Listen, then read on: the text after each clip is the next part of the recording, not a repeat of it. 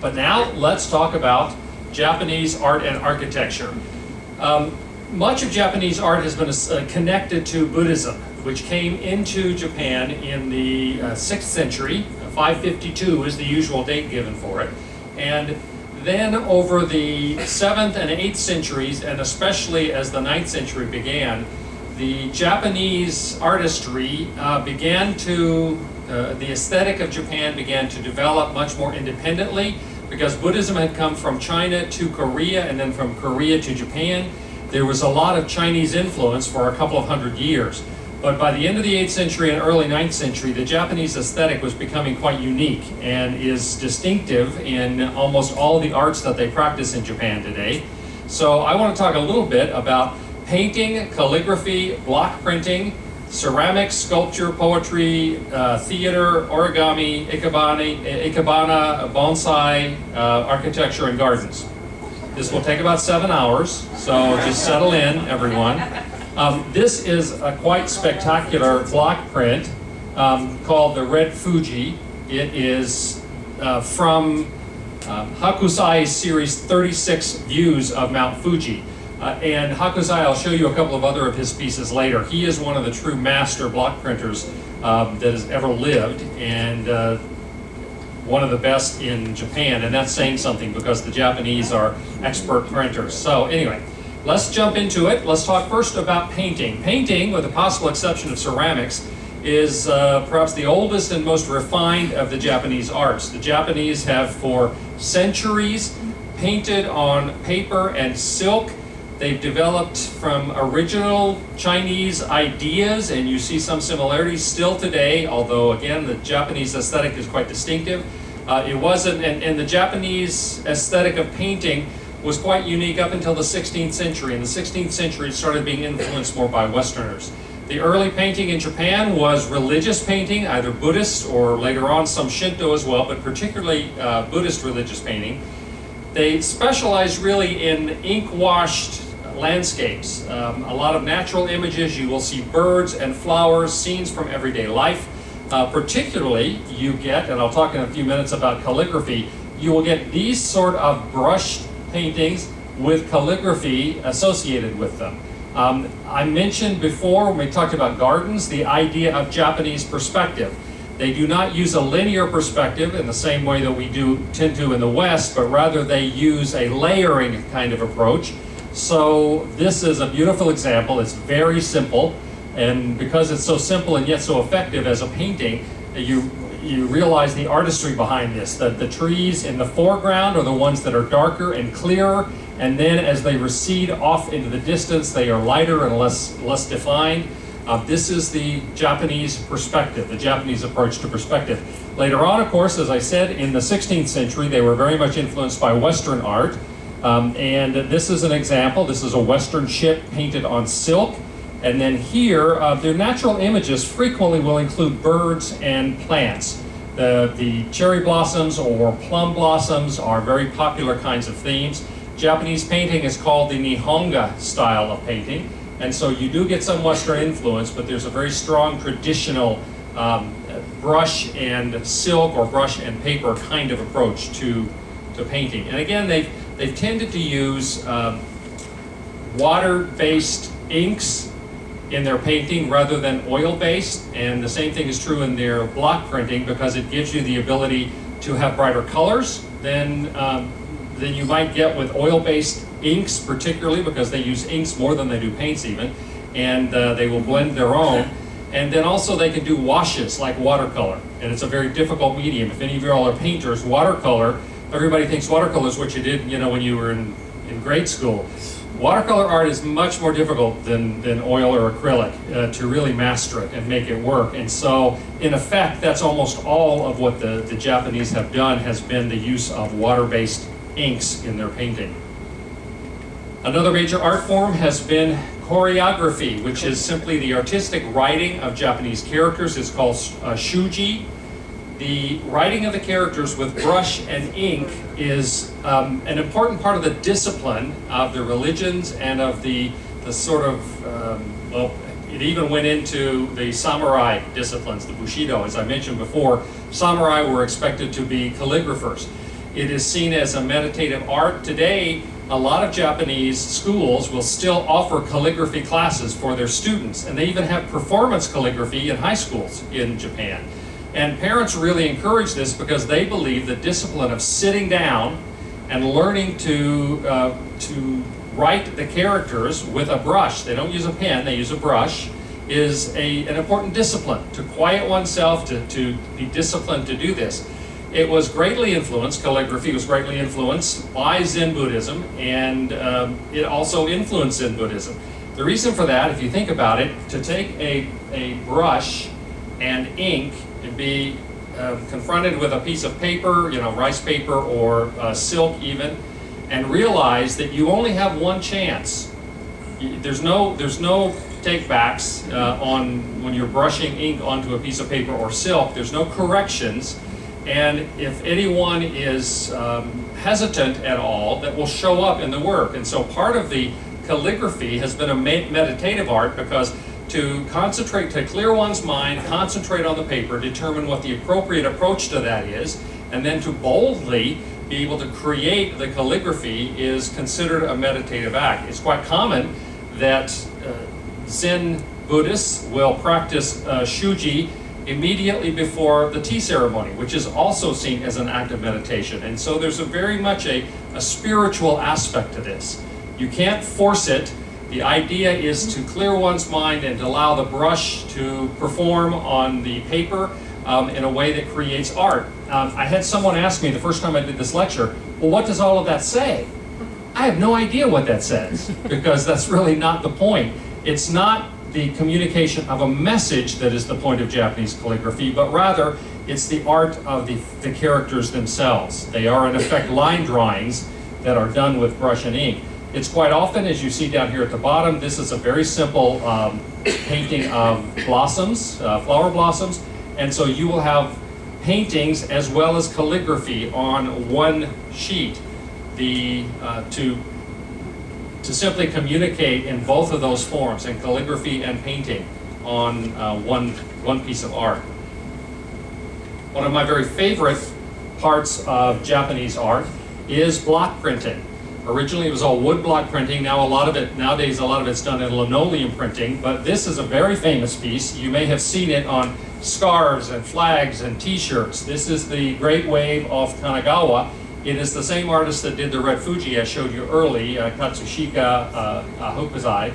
And to give you some idea, because this is printed, it's block printed, it's not painted, every one of the colors in here, each color of blue, that's different, the colors of brown here and here, all are, the gray, all of them are created in a separate process on the same piece of silk or, again, sometimes paper. In other words, one ink will be applied to the block and then the paper applied. The next section will be inked and the paper will be applied, and it has to be exactly registered, meaning lined up exactly, in order to get this kind of effect. So there's an extraordinary technical aspect to this art, as well as the conceptual aspect of it. But the block printing, you get some amazing block prints in Japanese art. This began probably in the 8th century. Like many of the arts, it began with representations for Buddhist ceremony, and they do use, as I said, water-based inks for this, which means that it's more difficult to control because it's thinner, tends to run, but it gives you the ability to have brighter colors, bless you, and also to use washes. And so it involves things like, you'll notice the gradation in here. This would have been applied, the color would have been applied to the block, and then the gradation would have been created by brushing it or rubbing away from that before it's done. So there's an extraordinary amount of conceptual preparation as well as the actual working of this art. Some of the block prints are simply black and white. Some of them are just black and white with one color, which looks sort of like the tinted photograph kind of effect that you get. But then there are others like this that are multicolor, and some have very bright reds and things of that sort in them that are quite extraordinary. An area of art that you may not be that aware of, but is very important in Japan, are anime and manga. Anime, which is represented by these color images at the top and the left, anime is the Japanese word for animation. It is either hand-drawn or computer-generated animation, so it's motion animation. It is usually distributed through television, film, streaming online, or DVDs. And while there's not a lot of film use for anime, anime represents the #1 DVD medium in Japan. There are more DVDs of anime sold than any other genre. There are a lot of kind of characteristic gestures and facial expressions that are part of the genre of anime. There are a lot of kind of customs that are usually followed. Again, it's almost always in color. The earliest anime go back to 1917, so we're talking very early days of cartoon film in the US as well around that time. Today there are over 430 different anime studios in Japan. And so anime is particularly either from Japan or influenced by Japan. It may be from some other country, but it definitely has to be connected to Japan to be true anime. The black and white images that you see down here, again, very stylized, and those stylized eyes and all of that are part of the tradition.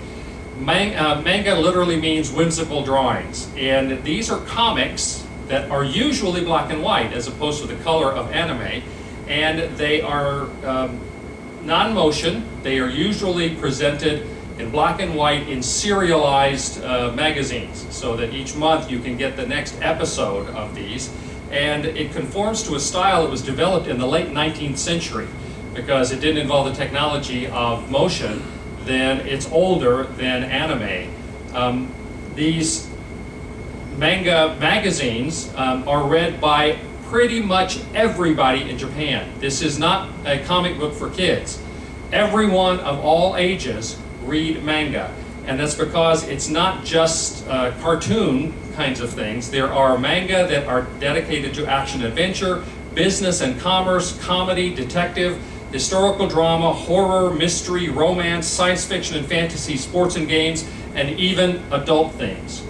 That's all I'm going to say about that. But there is such a wide range. I have seen men sitting saw a guy just a couple days ago in a news stall. He ran it and he was sitting there reading a manga magazine. And so everyone reads these things. It is one of the biggest parts of the Japanese publishing industry. A decade ago, and I haven't seen any more recent numbers, the manga industry in Japan was 3.5 billion, the equivalent of 3.5 billion US dollars. So manga is an enormous part of publishing, and everyone virtually in Japan reads manga. And so it's not cartoons for kids.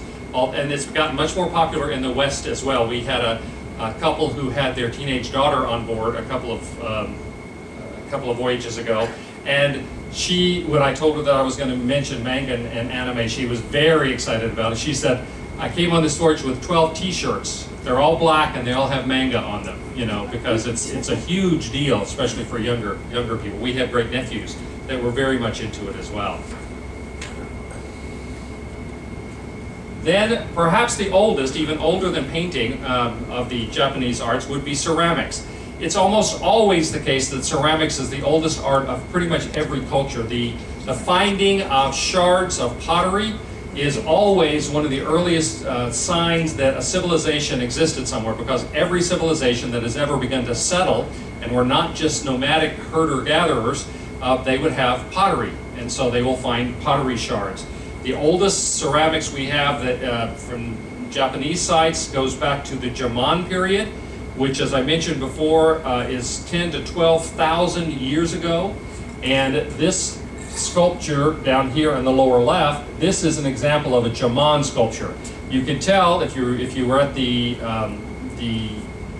earlier lecture where we talked about the history, there are a lot of cord kind of designs, like using a rope to embed designs. They did that in pots, but they also did it in various other kinds of sculptures when they did clay figures and things. And so there's evidence of that. Later on, they would create small clay models to represent deities in Shinto or in Buddhist deities later on. Much of this influenced from 4th century China, and then came over. There's a lot of influence in Japan from Korean ceramics. In the 16th century, late in the 16th century, Japan invaded Korea twice. Both times they were defeated and driven off, primarily by the Korean Navy. But one of the things they did after they were defeated the second time when they came back is they brought thousands of Korean potters, ceramicists, back with them. Much of what is considered the very finest of Japanese ceramics today, like the crackle glaze or the white or the celadon, the green, and even porcelain. It was Korean ceramicists living in Japan who had been brought back after the Imjin War in the 16th century that discovered the use of porcelain and the much finer kind of detail that you can get. A lot of ceramic kind of sculptures of this sort, then much more refined kind of the blossoms we have on this tea jar, and then even down to this very beautiful porcelain plate that represents 3 cranes. Much of that, and one of our early guides on this trip even mentioned the fact in the museum that most of the things that people look at and go, that's Japanese ceramics, was actually brought over from Korea, and that they thank the Koreans for that. So one of the reasons that ceramics have always been important in Japan is because of the importance, for instance, of the tea ceremony. You can't very well have a tea ceremony if you don't have the pots and the cups and the other things, ceramic pieces that are necessary to be able to do that. And so because that's been so much part of the culture and is representation of the unique kind of aesthetic of Japan, ceramics have also been important. And that's why everywhere you go in Japan, I don't care what kind of souvenir shop it is, you'll always find teacups and other kinds of ceramics that are available for sale because it is very, very popular. The next thing I would mention is poetry. I could talk about novels and various other things, but poetry particularly is represented as a Japanese art and has affected a lot of the other kinds of poetic writing around the world.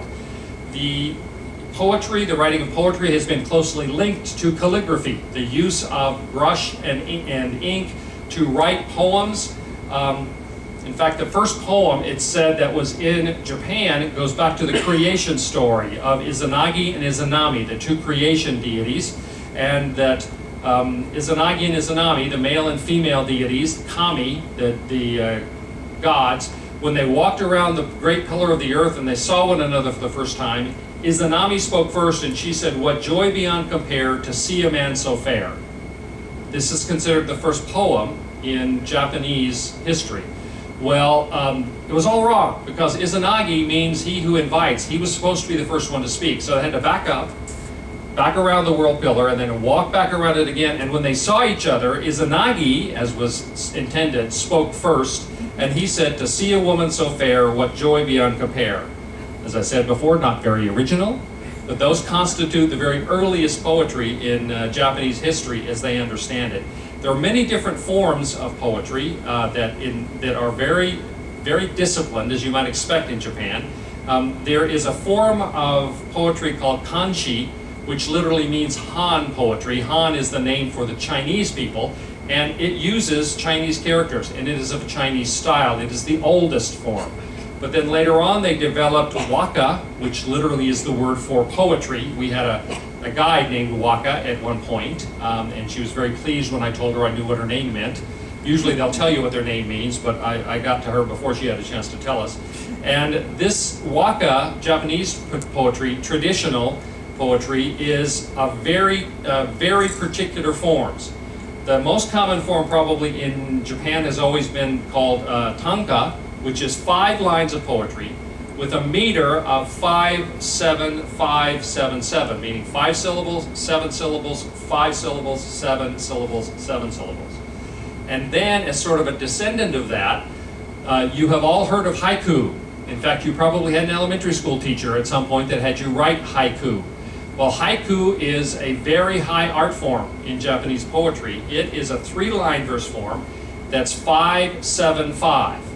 And of course, we would, when I was a student, we would write them about everything, about the chalkboard and about the, upcoming football game or whatever else it was.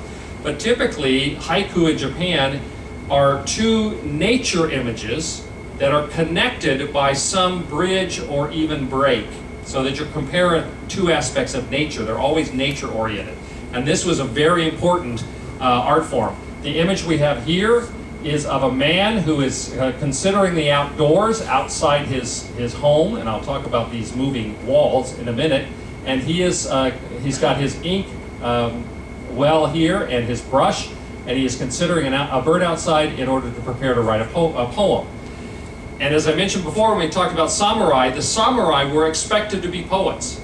This was part of the culture that they were expected to represent. And so all the samurai were literate and they were poets.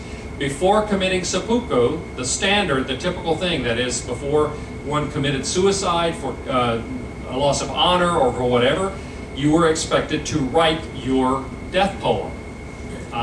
Again, in that movie, The Last Samurai, there's a scene where they're rescuing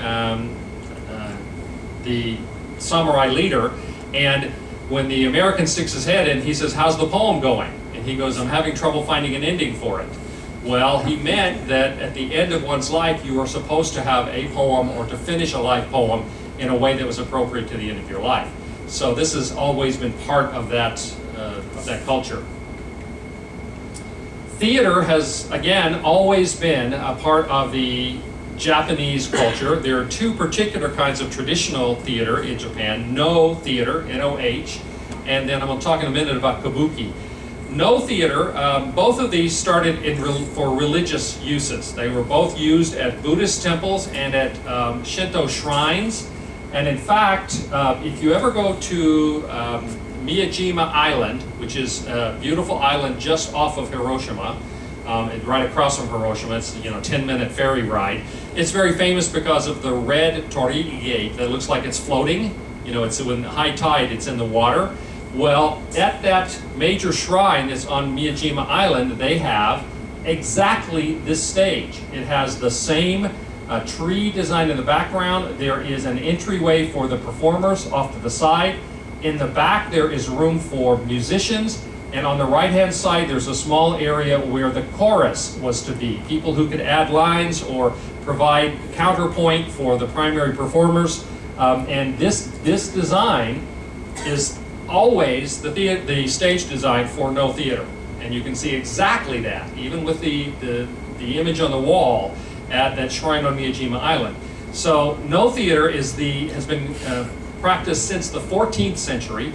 It is the world's oldest continuously performed art form that's performed again today. It used to be that people would go to the No theater and they would spend all day. They would see 5 No plays, and in between each of those there would be a short play called a kaiokgen that would be comedy. So you get a serious No play and then a comedy and then a serious No play. So 5 and 4, you'd see 9 plays in a day. Most No theater is based on traditional literature. Most commonly, it's a supernatural being who has appeared in human form and narrates a story of some conflict or other. No theater uses masks. Masks are very important, as well as other kinds of costumes, but the masks are of ghosts or women or children or the elderly. There is dance and music. That's why, of course, you have the musicians behind the performer. They use props. The gestures are very stylized. When we were in China, we saw a Chinese sort of version of this. There was an actor. It was very difficult to tell if it was a man or a woman until later on he took his makeup off, but beautifully costumed and makeup. And as part of their presentation to us, there was a fellow on the side, a narrator, and he would say anger, and then there was a facial expression that the actor would hold, and then passion and fear and envy. And in much the same way as they had in Chinese theater there, they have these stylized representations here. It is expected that the form of the body and the masks that are used it's tightly codified, tightly controlled in terms of what's acceptable and what's not acceptable. And it's been that way for over 600 years. The mask down here is an example of No masks. They are considerable works of art, and you might notice this is the same mask under the same lighting, but they're designed in such a way that when the actor lifts their head or drops their chin, you get a completely different impression. If you'll see, the one on the left here looks like, you know, it's pleasurable. It's, you know, it's sort of a smile. It looks like they're happy. Here it looks like they're concerned or surprised, and here is downright terrified. This is the same mask, but the artist that created it was very intentional and very careful that depending upon the tilt of the head, the wearer of this no mask can give a very different representation of what emotion is being felt. That, along with various stylized kind of gestures with the body, communicate the message that they want to have. It's also true that some of the oldest musical instruments in the world that they've discovered at archaeological sites are still used today in no theater. Some of the flutes and some of the basic stringed instruments that they use, they have found examples of that are 10,000 years old. Not the stringed instruments weren't still playable, but the flutes were because they were made out of stone, the stone flutes. The second kind of theater I would mention is perhaps better known, and that is Kabuki Theater. Kabuki Theater is a classical Japanese dance drama. It's very stylized. They don't use masks, but they use very elaborate makeup. Kabuki means either the art of singing and dancing, or it sometimes is translated literally as avant-garde theater. That, you know, a new kind of theater. It began in the 17th century in Kyoto, the capital, at one point. At first, it was all women. It was called Ono Kabuki. And Ono Kabuki, the women would perform all the roles, men's and women's roles, and then after the play, those women were available as prostitutes. Well, when last time I did this talk, there was a woman sitting over here, and when I said that, she went, "Whoa!" And I thought, well, we struck a nerve. But the Ono Kabuki, because the women practiced prostitution, who were actresses, when the shoguns at that time, they finally got tired of what they considered immorality, and they outlawed Kabuki. Later on, it came back as an all-male theater called Yaro Kabuki. So it went from being all-female to all-male. The Kabuki Theater stage is very unique. You may have multiple levels, but you always have a hamachi, it's called, which is a sort of a runway that connects. The audience will be around the acting and will be able to sort of be in the middle of it. There's frequently in Kabuki, the focus is on an eventual dramatic revelation or transformation. A person who has been there throughout the whole play, at the very end, it may even be that a stagehand comes out and rips their outer garments off, and you realize from what they're wearing underneath that they're somebody completely different than who you thought they were. But because of this sudden revelation or transformation idea, Kabuki has developed many kind of stage tricks. They have trap doors in the stages. They developed stages that rotate. They even invented the idea of, which is called chunori, which is stage flying, where they would have someone on ropes that would fly in or fly out as part of the surprise that was involved in it. Like No, there typically was a 5-play, or a full day of programming, excuse me, and the plays are all 5-act. The first act is short and it's sort of slow, and it introduces the characters and the main theme. And each act of the 5 acts gets faster until the 5th act, which is the concluding act, the revelation act, is paced very quickly. There will be sort of a stylized conflict or battle in acts 2 and 4. It's very, very particular. Usually, Kabuki Theater will be either history plays, domestic stories, and one of those most popular of the domestic stories are love-suicide stories, and then dance pieces. So Kabuki Theater is still practiced today. You can find Kabuki in throughout Japan, especially in the major cities. Back to what we would call the plastic arts. You've all seen, everywhere you've gone, you've seen the paper cranes. Well, the Japanese art of folding paper, of course, is called origami. Traditionally, it was practiced with a square sheet of paper that has no cuts, no glue, and no markings. There is a sister discipline called karigami, which involves cutting the paper. If you want to see some fantastic things, go online sometime and look up karigami, K-I-R-I-G-A-M-I, which means cut paper, and they do some extraordinary things.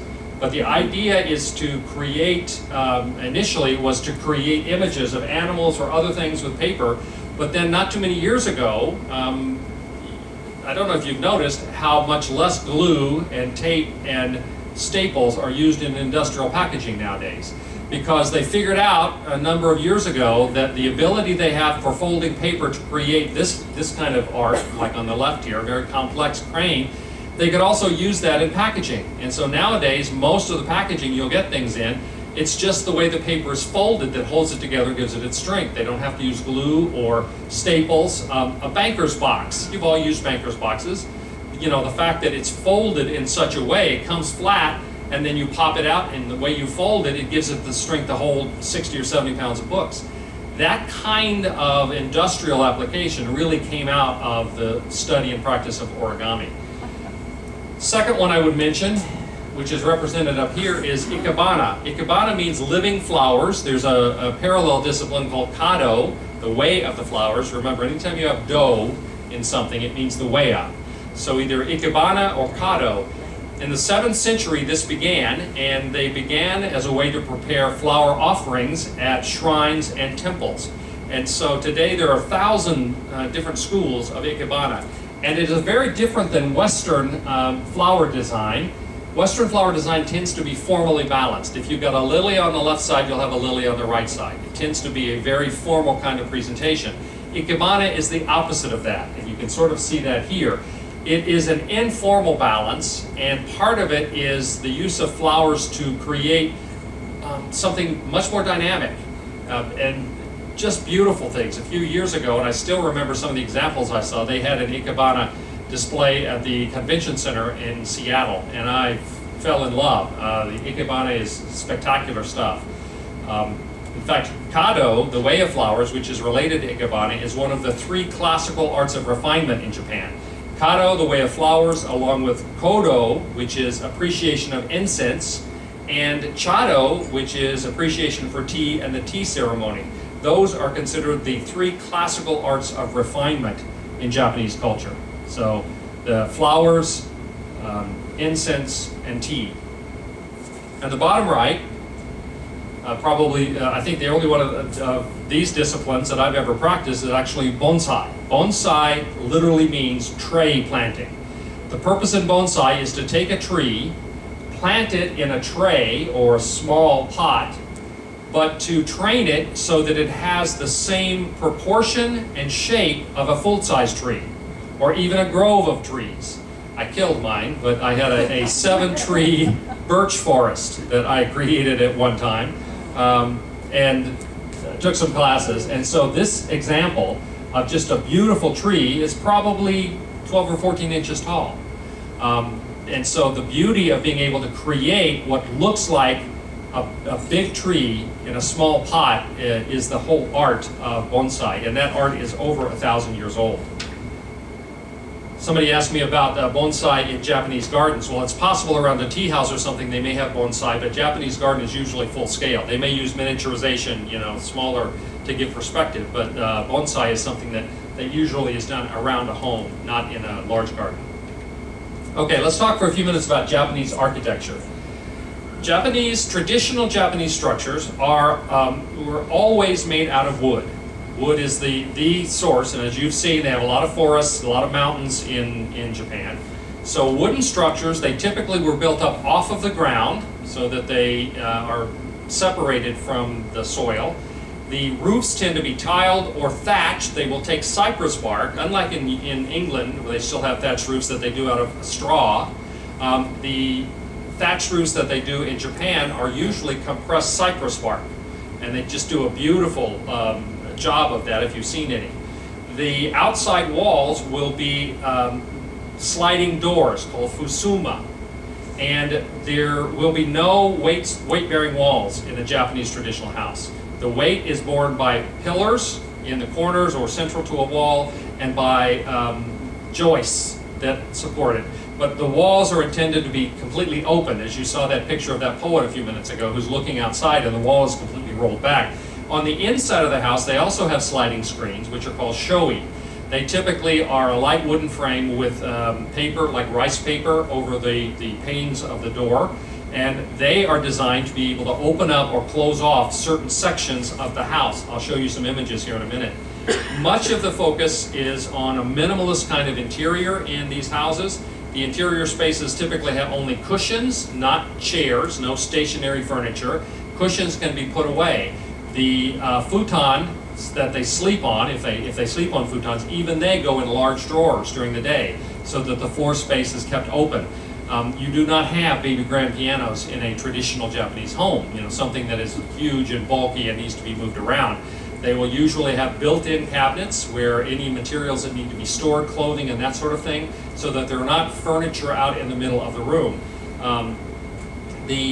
There are never any arches or barrel vaults or anything of that sort in a traditional Japanese home. It's entirely supported by posts and joists that support the roof or the upper floors. You can see some examples here that the most intricate part of any traditional Japanese building is always the roof. They will create complex, intricate designs. One of the things is because these are wooden buildings, the control of water flow from rain is very important, because otherwise you have rot, and they're very good at it. They still have in Japan wooden buildings that are over 1,300 years old, and older than any other wooden buildings in the world, as far as I know. The inside of the houses, there is a traditional Japanese unit of measure called a ken. A ken is the equivalent of 2 tatami mats. It's basically 2 square meters. A tatami mat is the flooring that's used in every traditional Japanese home. They're usually about 5 centimeters thick. They are woven, and that's why you always take off your shoes when you go into a traditional Japanese home or any traditional Japanese building. You don't slop mud on these tatami mats. They are able to be removed so that they can be dusted out from time to time, but they will last 5 or 6 years, even with pretty good traffic. And these tatami mats tend to be just almost a meter wide and almost 2 meters long. It's not exactly that, but it's close to it. 2 tatami mats constitute a ken, which is the standard measurement for building and everything else having to do with architecture or construction in Japan. So it's based upon that standard tatami mats, and all tatami mats are the same size, or it's possible that you may have an even portion of a tatami mat, a half or a quarter, in order to cover a place that they'll have a charcoal burner for a teapot in the floor, and that sort of thing. But they always will use the tatami mats in the flooring. This is a pagoda, as you well know, and pagoda is a East Asian, particularly Japanese, but it's in other parts of East Asia as well, version of a stupa. This is in India. In India, Buddhism, a stupa was a place of relics. In other words, the bones of a saint or a Buddha, a teacher, a great teacher, they would create a stupa as a shrine to that teacher. Well, when that idea, Buddhism came in the 6th century over to the East Asia, and then Japan, they created a much more complex kind of structure that will have this intricate intricate roof line. And usually, you'll remember I talked about a daidoro, the stone lanterns that they use in originally Buddhist temples, now they use them in Shinto shrines as well, that they have 5 sections. And those sections represent the chi, or the earth, the sui, or the water. The 3rd section up is the ka, or the fire. The 4th section up represents the air, and the 5th section is the spirit. Well, you'll notice that on many stupas, not all of them, but many stupas will have 5 sections here. 1, 2, 3, 4, 5. They represent the same things. The earth, water, fire, air, and spirit. And many of them have this thing that looks like a very complicated lightning rod on top. This is designed to make it easier for the spirit of the Buddha to enter into the pagoda. Now, pagodas are traditionally used as storage places for relics, but they can be used for other things as well. But they are part usually of a temple or shrine area.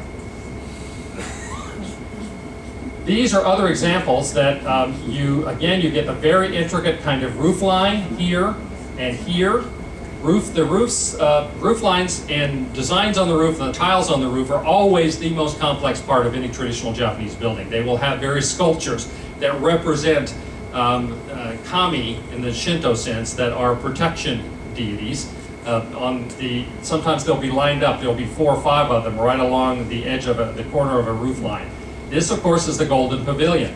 It is not a traditional Japanese building on the 2nd and 3rd floor. It is on the 1st floor. You'll see the sliding screens, and also the very simple kind of approach.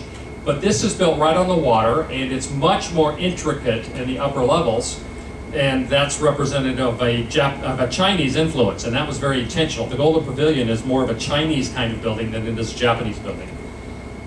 This is an example of the fact that they can get very intricate on the outside. This is a Buddhist temple in terms of the design, and the roof lines, all of this can be quite extraordinary in terms of the decoration. But then on the inside, this is a home, but you won't, besides the idols and the various other accoutrements of worship, you will not get a lot of other kinds of things inside public buildings as well. These are tatamis, and a room the size of a room is defined by how many tatami mats. You will hear the Japanese say, oh, it's an 8 tatami room, or it's a 12 tatami room. That means that the floor is made up of that much square footage.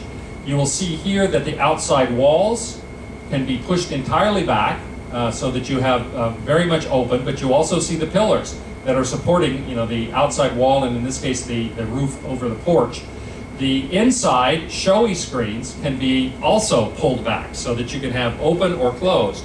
It's very much a part of the Japanese aesthetic. Much of this comes from Taoism, actually, of the simplicity of the interiors. Taoism has an aesthetic of emptiness. They pretty much, part of it is they feel that the meaning that you have in the place where you live should come from inside you, not from things that are external to yourself. They also have a theory in Taoism of impermanence, that everything should be either movable or removable. Otherwise, you're attaching yourself to objects, and that spiritually is not helpful. In Japanese homes and most other buildings, again, unless they're places of worship or special use buildings, there will be a very simple color palette. It will be natural colors: black, white, off-white, gray, and brown. Our house in Mexico, the outside is orange and sort of burgundy and blue and yellow, and we have rooms that are painted red inside. And so we don't have a Japanese house, although I hope to put a Japanese garden in the backyard. So none of those sorts of things would ever occur in a traditional Japanese home. Very muted. It's intended not to jump out at you, whereas Mexican homes, they love the bright colors. Very different kind of idea. And finally, something I've already talked about at length, so I'm not going to talk about it much now, are Japanese gardens. This is the Ryoanji garden. It's a Zen meditation garden, a dry garden in Kyoto. This is one of the 24 places that National Geographic said you had to see before you died. Japanese gardens, if you weren't in the earlier lecture, the intention is that they represent a natural, ancient feeling, miniaturized landscape full of symbolism. That the sand represents purity, sand or white gravel can represent purity. It can represent waves of the ocean or the sea. The stones can represent the earth, humans, the spirit. They can represent leaping carp or turtles. There's a lot of other kind of symbolism that goes into that, all very intentional. There's never any artificial ornamentation in a Japanese garden. They're usually not flower beds. There may be some flowering trees, but traditionally, flowers represented short life and the potential of death, and particularly when the samurai, the military class, ruled Japan, they preferred evergreens, which are a sign of eternal life because they stay green all year round. And so this idea of Japanese gardens to represent secret or ancient, faraway natural landscapes, to try to be more natural than nature itself in how they present themselves, to show the passage of time, the fragility of existence, and some of the absolute essences of what nature is. So that's a completely inadequate representation of the arts of Japan. Are there any questions about any of that? And just give you a little taste so that maybe you can appreciate some things if you see them later on in terms of Japanese art. Yes? I'm sorry, what? Now, at the Kabuki Theatre, they also have a Right. chorus. They can't, well, they'll have multiple actors, and some of them will be a chorus that will be able to come in and out, but not a formal chorus in the sense. The No Theater is almost like the ancient Greek plays, where they had a formal, that was called the chorus, and those people could get up and play different parts at different times, or they could throw lines out, they would interact. In Kabuki Theater, you have a set number of characters, more like a traditional kind of play, but those additional actors, apart from the leads, could be referred to as the chorus as well. Yes? How is the Celadon pottery in China related to the Korea and to Japan? Because it obviously was very well perfected there in China, Right. very early.